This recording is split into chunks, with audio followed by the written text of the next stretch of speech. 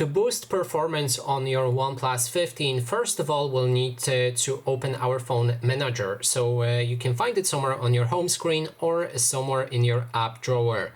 Find this app and open it. Then you'll be able to find the system boost right here.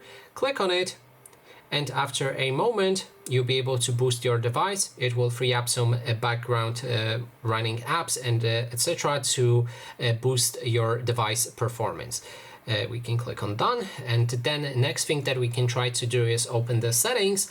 Inside we can scroll down. First let's enter the display and brightness, and here we can find the settings that will allow you to speed up your entire phone responsiveness and refresh rate. So it's called literally screen refresh rate, and here if you select high, you'll feel that your device is much smoother. It's not laggy or anything, so you can go for a higher option, but at the same time it will consume more battery, so keep that in your mind. Next thing that we can do is enter the battery in the main settings page, and here select high performance mode. It also drains more battery but gives you a higher performance. So that is basically everything. Thanks so much for watching, and if you like this video, please consider subscribing.